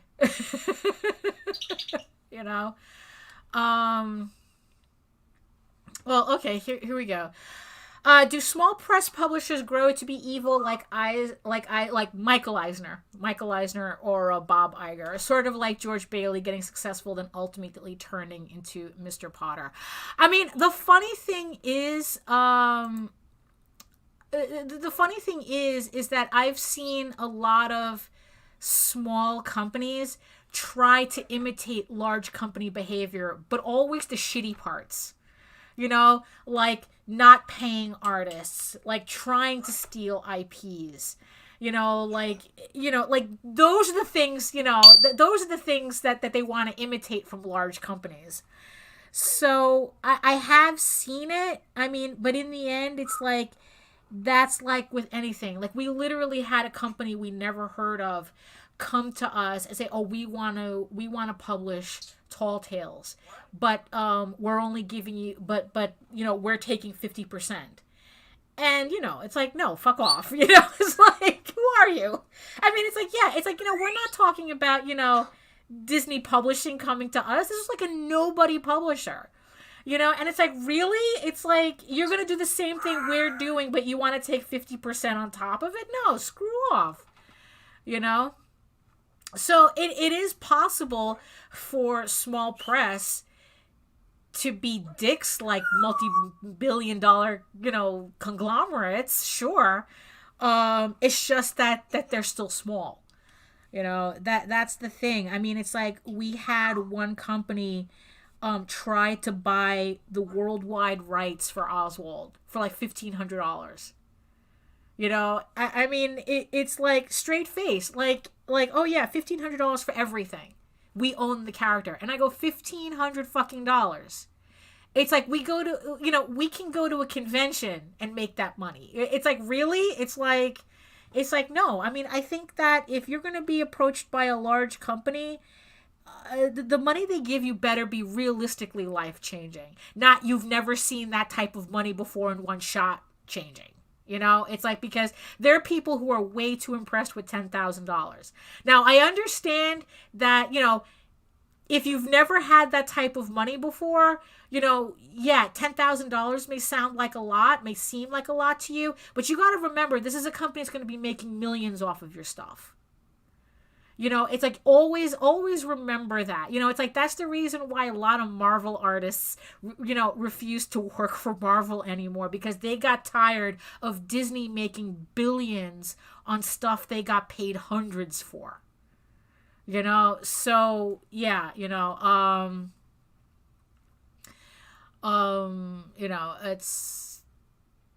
okay, so let's see what we got here. Let's see. Hold on. It's like, no, we got good commentary. We got good commentary. I'm trying to. Okay, so Joe goes, what do you mean by validate? To me, larger companies doesn't validate it more than fans of the IP itself. Yeah, exactly. I mean, it's like, yeah, it's like, but there are people who think that that they're not a success until Disney comes knocking on their door, or until Netflix comes knocking on their door. It's like, no, your work should be successful just for the fact that you made it exist. You told the story. But yeah, that's not how, and the thing is though, and a lot of people, like, come on, how many times have we been at conventions, people are, because I've had this happen to me a bunch of times, where they're flipping through Tall Tales. Oh, is this a cartoon? No. Oh, okay. It's like, oh, is this, it's like, this should be on Netflix. It's like, yeah, okay, whatever. It's like for some reason, it's like that. But yeah, the ones that kill me are the ones that they're loving the book until I tell them it's not on Netflix. It's not a TV show. And then all of a sudden they lose all interest. And it's like, what the heck? You were interested up until that point. What is it about the Netflix angle that completely killed it for you? And it's like, and it's just, so yeah, yeah, it's like, yeah, they definitely don't validate, the fans don't validate the work either. In fact, a lot of fans are really, really scary about it. And it's like, but again, that's another conversation. Let's see. Let's see. Maybe, okay, but you have to be prepared to not care what happens with the character or story you crafted. I mean, yeah, and I think George has actually mentioned how he regretted that decision, selling Star Wars to Disney. I think he really thought it was going to be something different, like they were going to be able to, and I don't think he was expecting them to completely ignore his lore. so yeah, it's, and that's the thing. Does Disney buying Lucas Star Wars validate Star Wars? No, in fact, it was just the opposite. It's like, they completely crashed and burned his IP. I mean, that's the thing. It's like, yeah, I mean, I think that what Eastman and Laird did was, but again, you kind of need the same mindset that you kind of have to ignore what they're doing. Is that Eastman and Laird says, okay, you can do whatever you want with the turtles in the cartoons, but you have to leave us alone with the comics. One has nothing to do with the other. So they got to do the comics the way Nickelodeon is not going to do The Last Ronin. Okay, it's like they are not. So. So they did their own, so they still are able to do their own turtle stories the way they want to do it. But you have to ignore, I mean, it's like, yeah, they have to ignore what Nickelodeon is doing. And again, it's like depending on, whatever, it's like depends on which turtles you like the best when it comes to the cartoons. Yeah, exactly. It's like you kind of have to ignore what they do. And let's see. If a pioneer or a visionary is either retired, dies, or is voted off the board, the company becomes an entity. Yeah, that's happened a lot of times too. It's like there's plenty of articles about, a guy, the creator is literally pushed off his own work by the board of directors. I mean, it's... Yeah, I mean, and also the thing is too, like, I know is Nickelodeon Cartoon Network, who does SpongeBob? Where the guy who created SpongeBob passed, but before he passed, he said that he did not want any sequels to be made of SpongeBob. Like, he just wanted it to just end. Like, he goes, the story stops here. And the second he died, Nickelodeon announces a sequel to SpongeBob. Like, look, like literally they're like Yzma going, well, he's not getting any better, so it's like, that's, which is what I completely expect to happen with Calvin and Hobbes. When Watterson passes, it's like his fucking family is going to cash in so fast, it's not even going to, like, everybody's heads are going to spin as to the amount of merchandise that's going to flood the market after that man dies. So it's like, so yeah, that's, yeah. So yeah, that's,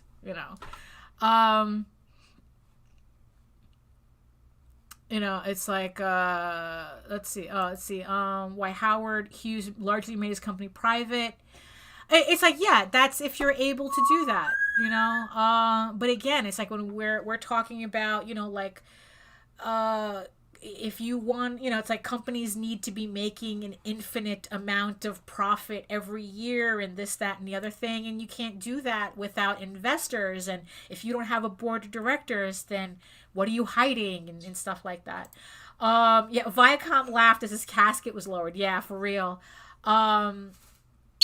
Let's see, at least he'll be dead. Well, you know what? I wouldn't be surprised if he tries to put in all these, like things in his will or something that everyone's going to friggin' ignore. It's like not through lack of trying, because honestly, it's like, I don't know. Although, what's funny though? It's like, for all we know, we have another Prince. We have another like Prince situation where it's like, where Prince was a stickler for rights and copyrights. Like, he would go after everybody.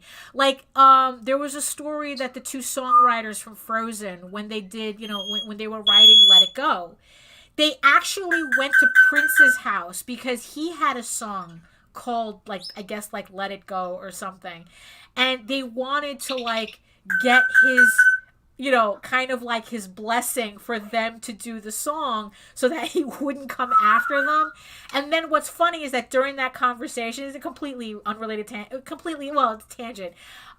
During the conversation that they were asking him about living in Minneapolis during the winter. And he says, oh, the cold never bothered me anyway. Guess what? It's like, that's... So there you go. So that's the Prince connection. Thank you. That's the Prince connection to freaking Disney. So yeah, but when he died, it turned out the man did absolutely nothing to protect anything after his death. He had no will. He had nothing. And it's like, that was so strange. It's like, how does a man be that much of a stickler for copyright and trademark and protecting his stuff and this, that, and the other thing, and not protect it where it counts? I mean, although then you could probably say, it's like, well, maybe he thought being dead, by the time he was dead, it wouldn't count because he's dead. Yes, the bird always has an opinion. Yes. Yeah. Let's see. My will will include a dead man switch and release half of the content. Yeah, that's something too. I mean, let's see. It's like, yeah, it's like, unlike so many artists who live to see the IP being prostituted and they can do nothing, like J.K. Rowling is feeling now, that's being actively cut out of all yeah, but but again, it's like because the companies don't need her anymore. It's like, that's the thing. It's like, even though she's more than willing to create stuff, the companies don't need her. It's like, I was just seeing a thing how they're doing a 20th anniversary Harry Potter thing. Again, another IP I could give a rat's ass about. I mean, really? It's like, I know nothing. Whenever anybody asks me, oh, what house are you in? And I go, fucking Harkonnen. It's like, it's like, I don't know what you're talking about. What is that? It's like, what is this Gryffindor, this Hufflepuff? What are you, retarded? I mean, this is how I think of Harry Potter every time someone tries to talk to me about Harry Potter. It's like, no. It's like, it's like, just really, it's like, no, I just couldn't. I can't. But that's not the point though. So it's like, so the studio doesn't need her anymore. Who owns that? 20th Century Fox, right? I think. So they're doing a 20th anniversary thing where they got all the original actors, but J.K. Rowling is not involved at all.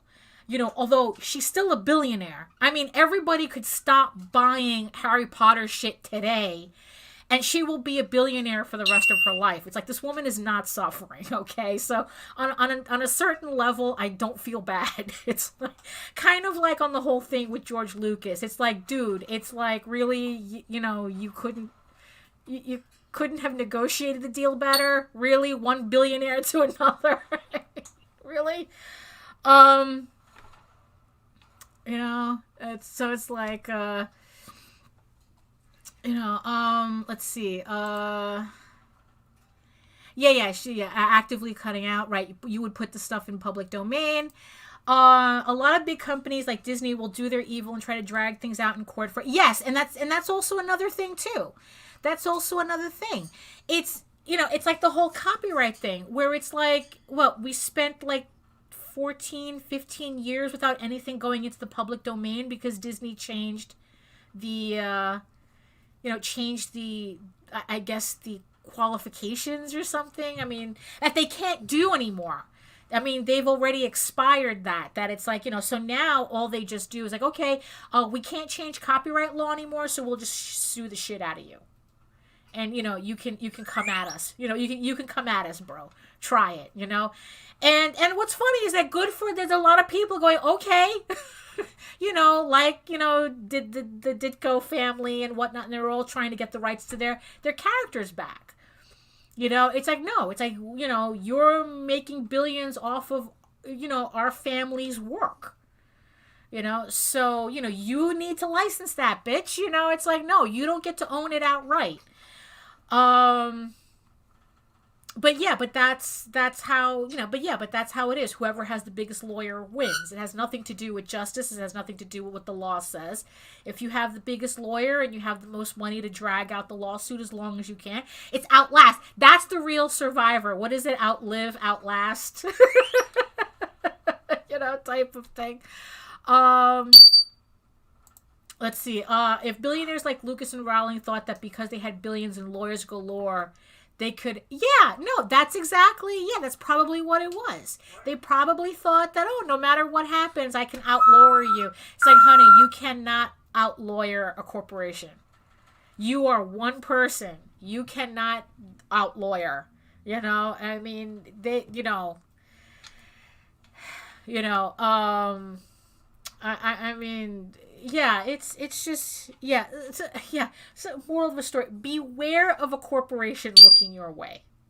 I mean, it's like, it's like, oh, the cute guy's looking at me. It's like, yeah, the cute guy's Ted Bundy. Oh, and by the way, that's a whole myth of Ted Bundy being the cute guy. He made that shit. He fed that shit himself to the media to create his whole persona.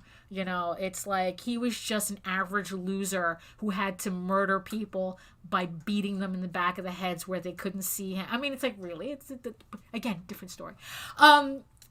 So yeah, so it's like, so always, double check, that guy watching, going, oh, it's like, oh. Who are you? And I think it also boils down to as well is it's not healthy to always think that validation has to that just something existing isn't valid enough. That it's like, unless you have somebody else patting you on the back, the effort doesn't exist.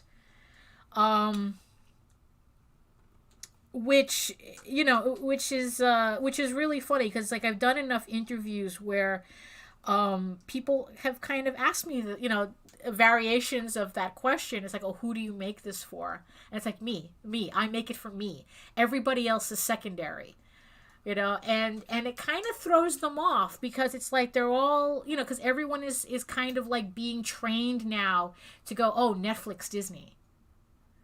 And it's like, no, bitches can stay where they're at. It's like, I'm doing this for me. This is my story to tell, and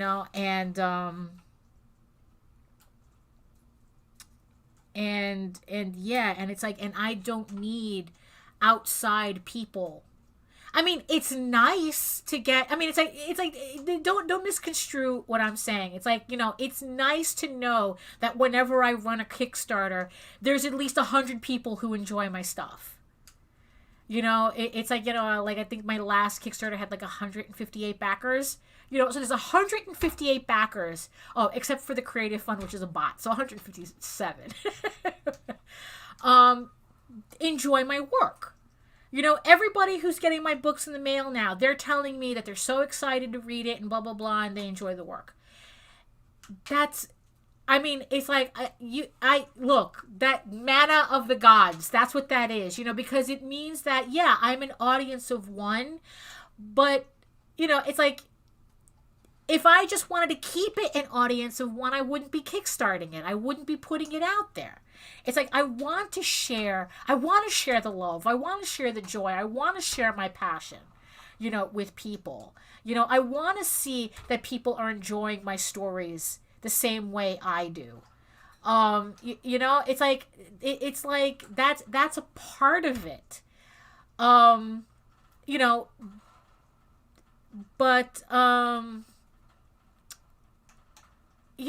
to say that it's like, it doesn't exist without it.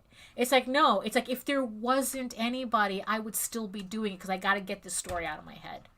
It's too crowded in there. There's too many characters in there. They have to be on paper. The audience just makes it just, I don't know. It's kind of like, we just feed off of each other. It's I mean, because also simultaneously, I have said that if it wasn't for Kickstarter, Ego Raven wouldn't exist. Or at least, it wouldn't exist in the format that it's in now. Like, probably I would still be like, one day I'd be like, oh, let me do an issue 6. Let me do an issue 7. Let me just put that up there. And it'd just be some, like, really casual thing that I'm just fucking around with, and, and that's it. But having an audience to show it off to, kind of, it gives me more of I guess a fire under my ass to really get my shit together with the story. So that's why, you know, I was oh, hold on, my thing here went off. What is it doing? What is this doing here? Oh, for goodness sake, what are you doing here? Oh, technology. Okay.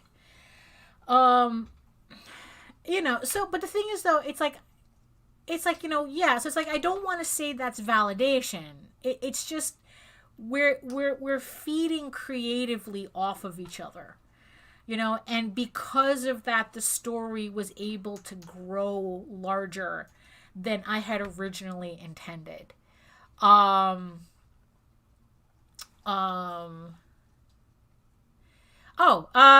Yes. So keep an eye out. Yes. So I did a variant cover for Jody McPhee's comic Amazonia. And I know you're planning a crowdfunder soon for that. So, go over to, why do I have a problem with the name of your studio? It's Zegency. Zegency Studios with an X. You know, Joe D. McPhee, Amazonia, you know, sign up for updates. I'm sure you have like something to sign up for updates for. So I don't, you know, but, you know, so that when he finally does that crowdfunder, you can all see my covers, my cover for it. You can enjoy Amazonia too. So yeah, there we go. Yes, there we go. So there you go. It's on the screen. XIGGENCY Studios Inc. So yeah, so just head on over to his website and sign up for updates so that you know when the next issue of Amazonia is going to be coming out. So, oh, I must have missed something. Do you hear voices in your head too?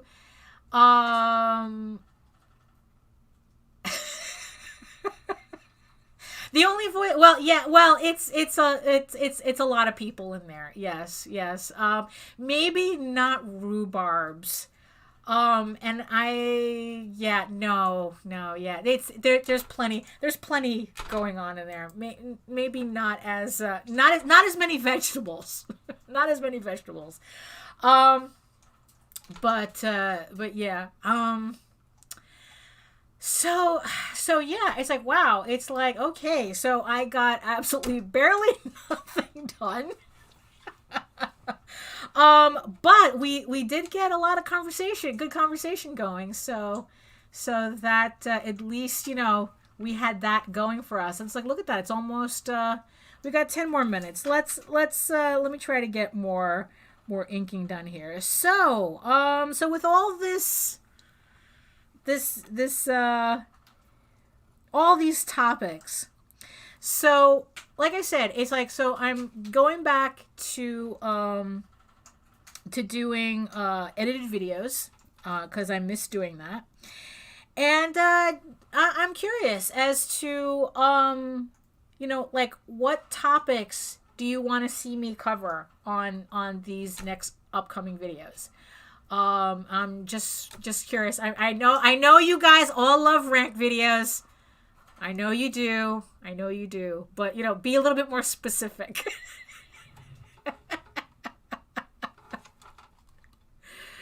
You know. Oh, quick question. Okay, go ahead. Go while we're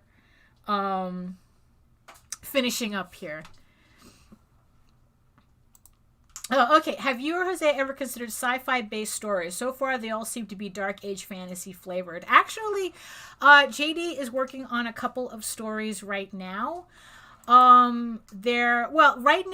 does have a sci-fi story, and he does have more of like a superhero furry urban, like I don't want to call it furries because it's like it's furries in a human world, but it's like superheroes in the modern day. It's called Dreamweavers. I don't know if you remember it back in the day, but he's currently working on reviving that to re-release it. He's remastering the original 3 issues. So that one is, kind of sci-fi urban, but he does have an actual sci-fi story he's working on, but that's still being percolated a bit. So he's still working on that. But yes, it's more those types of stories you're gonna see more Jose, also JD, doing, because it's like he's the actual writer of the two of us. It's like I don't like to call myself a writer because I'm just so hyper focused on Ego Raven. That's the only thing I can write. Like he keeps insisting that if I wanted to become a proper writer I could, but I just don't have the interest outside of what I'm working on right now. So Jose has several stories in the wings that he's working on. That's modern based, that's superheroes, there's sci-fi, there's still going to be a lot of fantasy element, there's still going to be furries in it. But yeah, so yeah, we just keep make sure you sign up for our newsletter so that when we finally release them, you'll know. Let's see. Canopy. Dreamweavers hasn't been out since the 90s. I mean, it's like if you went on eBay, maybe. But I would recommend waiting for us to re-release the remastered version. He's almost done with issue 1. So, I'm not sure when he's planning on releasing Dreamweavers again, but it should be soon because he is working on it right as we speak, pretty much. So, okay. All right. So we got a topic. So Jake is suggesting treatment of and etiquette towards strangers who could be potential customers online. Really, that needs to be. I mean, granted, it's like the video could boil down to me just screaming, "Don't be an asshole" over and over again. But no, it's no, that's actually a pretty important topic. Let me write that down. I'm going to write that down. This is my little YouTube notebook that I use to write all my thoughts and and all my scripts and stuff.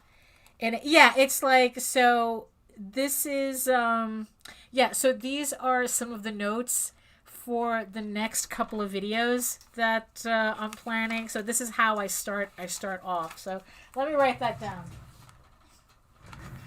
because that is an important topic. It's like, so there we go. So we have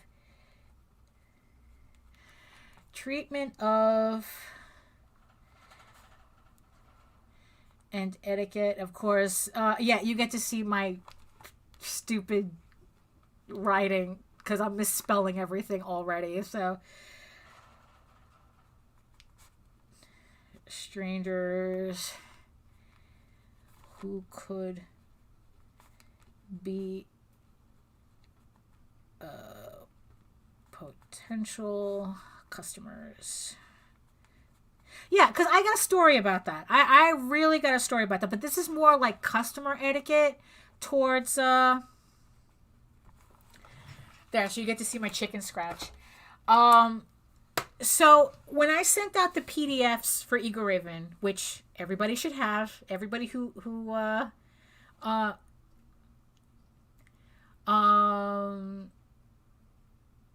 no. No, it's a YouTube notebook, not a Death Note. Okay, don't worry. It's just YouTube. So I sent out the PDFs to everybody who supported Ego Raven, and I initially sent out a zip file. So it was a link to a zip file with all 3 issues in it and the prequel and the whole thing. And then something told me, oh, you really should separate those files to download, to download directly and separately. But it's like I kind of left it in the back of my head because what it is like, it's like I thought, okay, it's a zip file, everything's together. So I send out the zip file, and yeah. They not even like 30 minutes later, I get this DM from this person, rude as F. Right now I'm saying that, no, rude as fuck. I mean, look, I already dropped F bombs already. It's like, and she was like screaming at me in the DM, going like, "Oh, I hate zip files. Had I have known this was going to be a zip file, I would have never backed your campaign," and this, that, and the other thing. And I'm like going, chill the fuck out, lady. You know, holy crap. You know, it's like, really, it's like, it's been a half hour that I just sent the friggin' link out, and you're coming at me like that. So what I do, so of course, you know, it's like, as much as they say, you know, kill them with kindness, the problem is that it takes too long. But the thing is, though, it's like, so I sent her a DM going, it's like, oh, you know, sorry about that. You know, it's like, I'll be sending new links shortly, you know, that hopefully it'll be more convenient for you. So I do the separate links, because the thing is, though, what I was remembering, or partially remembering when I made the zip file, is that you can't download zip files to your phone. So I have to, so it's like, I was like, oh, so I have to create a link so that people can just download the link, the books directly to their phone, and it'll just automatically open up. You can't do that with a zip file. So technically I was going to do that anyway, once I remembered that was why it wasn't a good idea to just send out a zip file. So I make the links, individual books, and I upload it to my FTP site so that there's no expiration date, that there's no expiration to the link. The link is, you know, so if you haven't downloaded it and you have the link, it still works. I don't, you know, it's like, I'm not using WeTransfer for these links. You could just continue downloading at your leisure. So I send, you know, a new round of, a round of messages to everybody. Well, here's the direct links if you can't download the zip file. And I make sure to send it to her specifically, like a separate email. It's like, oh, here's the new links. I hope these are more convenient for you. You know, and that's it. It probably took her until the end of the day to apologize, you know, for the email, because it's like, look, if you had a problem with zip files, all you had to do was ask if I could send it a different way that was more convenient, and I was going to do it anyway. I just had to remember why you don't send out zip files. But I was going to do it anyway. You know, so all she had to do was ask, can you send this in a way that's not a zip file? And it's like, yes, here are the links. You know, that's all she had to do. But no, she had to come out fighting. Like I shorted her 20 cents or something. You know, on, you know, it's like really, I mean, it's like, because really, it's like, but, you know, but not for nothing, though. There are professionals, there are people out there acting away online that it's like, you do understand that everybody can see you acting like this, right? That this is public, especially on Twitter. I've seen, you know, like, artists go crazy, go completely crazy on people and then not understand, you know, why they're getting a backlash. You know, and it's like, because you're acting like an animal on Twitter, and then what? You know, I mean, it's like, it's public. So yeah, so definitely that deserves a video, because people really do need to be reminded, y'all need to chill. It's just comics. You know, it's like, life is not that complicated. You know, it's like, you just need to chill.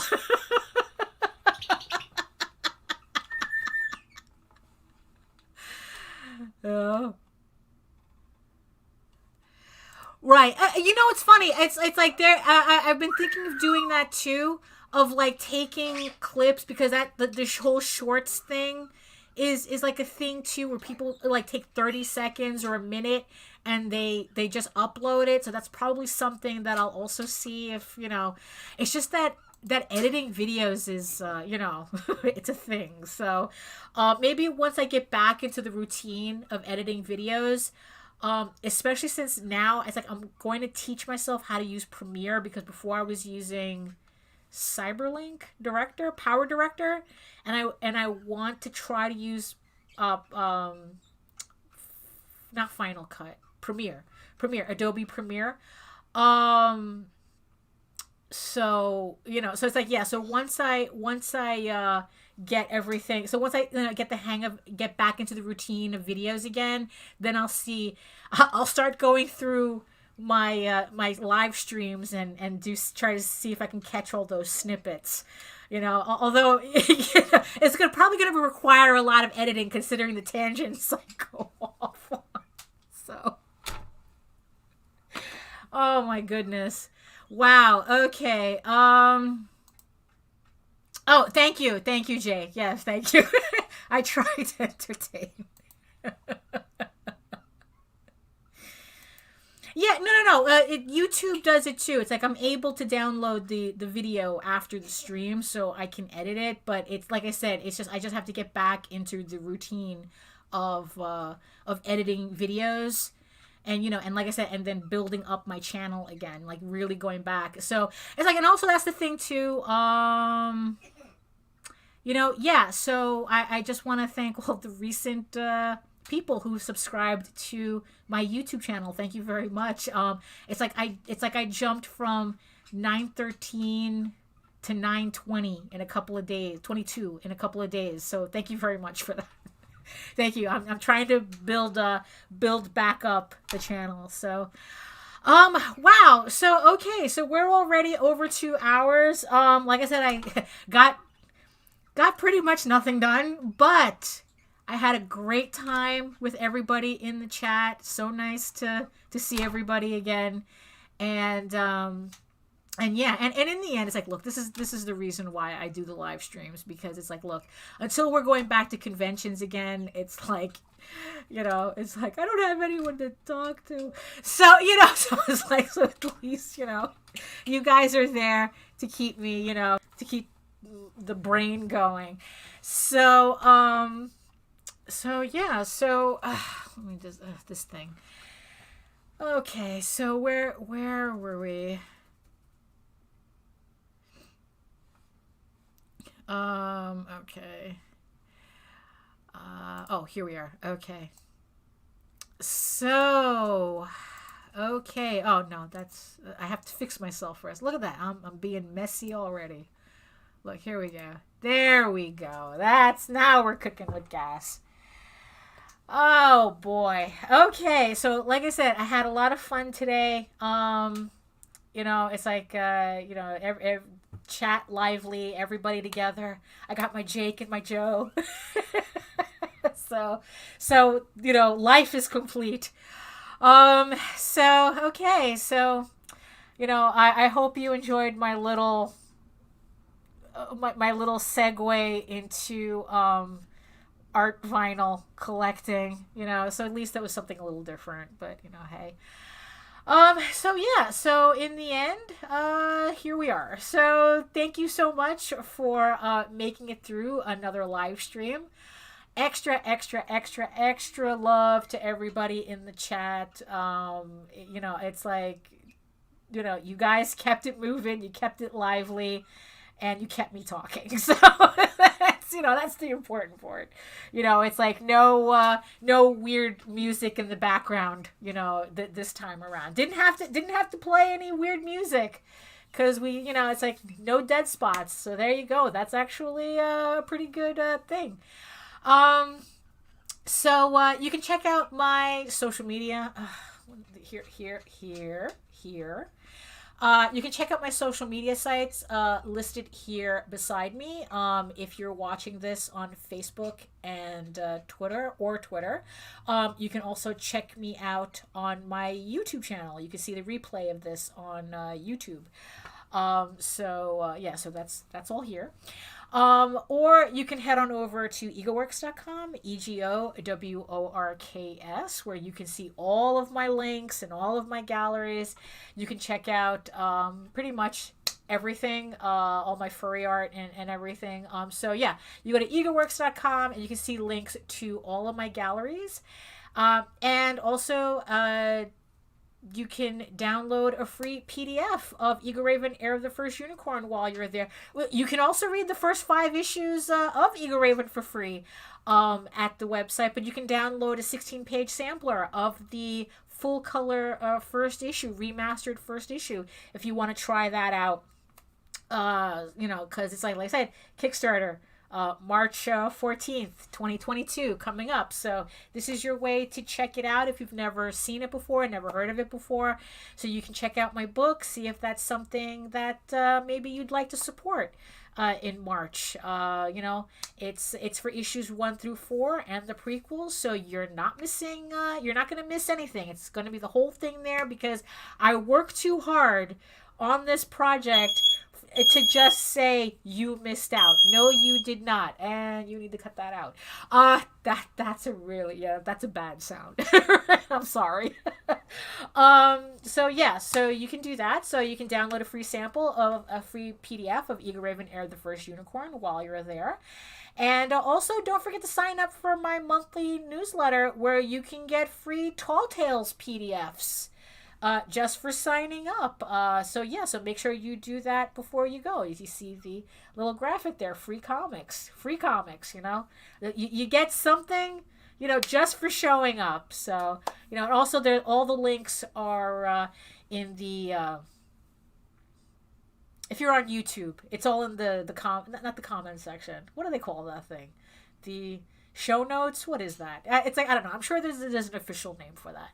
So if you are watching this on YouTube and you want to learn more about art, illustration, and making comics, or if you just like watching me ramble incoherently a lot of the times, don't forget to like, comment, and share, and subscribe. Holy crap. Please press that button.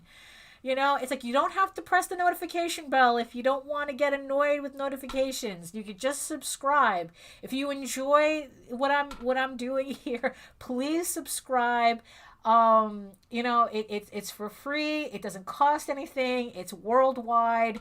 And it helps out the channel, and it makes the algorithm gods happy. And it just encourages me to continue doing this. So even, because it's nice, it's like I said, it's like, it's nice to share. I could talk to myself at home, sure, but it's nice to talk to all you guys out there, it's a lot better, So thank you again for, you could have been doing anything else but watching me, but here you are. So thank you so much for sharing your time with me, and I'll see you on the next live stream, which is going to be, because I'm gonna see if it's either next Wednesday. It depends on how many videos I can alternate between, but we'll get the schedule. So yeah, so I'll just see you guys on the next live stream. So thanks again, and I'll see you later. Bye.